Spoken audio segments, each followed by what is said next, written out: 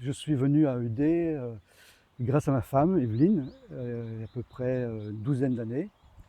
J'ai commencé UD, en fin de compte, à connaître UD par des week-ends qui étaient ouverts à tout le monde, et puis aussi par les semaines organisées à Marsevolles. Mais j'ai surtout donc contacté UD avec la formation. Donc j'ai commencé il y a à peu près 9 ans, donc sur trois cycles, hein. Et cette formation UD m'a énormément apporté, dans le sens où, comment dire, elle m'a permis de comprendre comment je fonctionnais, comment fonctionnaient les autres. Et donc, pour moi, UD m'a apporté donc deux choses principales, trois choses, mais deux choses principales, c'est d'abord la présence à soi, la connaissance de soi, et aussi donc l'interrelation. Parce que pour moi, donc les deux choses vont ensemble. Parce que d'abord, apprendre à se connaître, c'est savoir comment on fonctionne.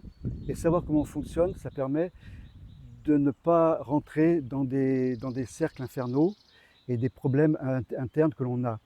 Moi, j'avais un problème, en fin de compte, que j'ai réalisé.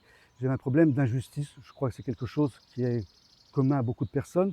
L'injustice qui venait du fait que ma mère avait une grande préférence pour mon frère. Et je ne supportais pas cette injustice.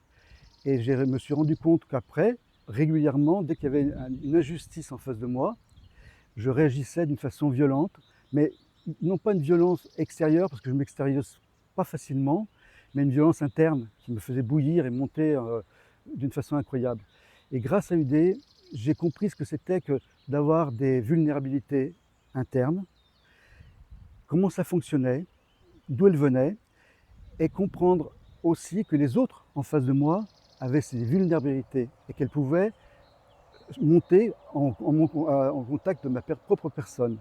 Quand vraiment on respire et on est vraiment au fond de soi-même, on retrouve automatiquement cette paix. Et c'est cette méditation, cette façon d'apporter ces méditations et cette façon de respirer. Et en fin de compte, cette notion aussi de ressource, une fois que tu l'as ressentie, tu as ressenti cette ressource en toi, eh bien tu sais qu'elle est là. Et la dernière chose que j'ai vraiment appris avec UD, c'est un petit peu à part, mais ça fait partie quand même de l'enseignement, c'est le côté intemporel. C'est-à-dire que chaque fois, chaque seconde est une seconde de vie et de mort, elle est différente, et qu'il ne faut pas s'accrocher ni à ce qui est bon, il faut la vivre pleinement, ni à ce qui est mauvais, parce que normalement ça passe. Donc voilà, donc ça permet d'avoir une certaine liberté et une certaine joie de vivre.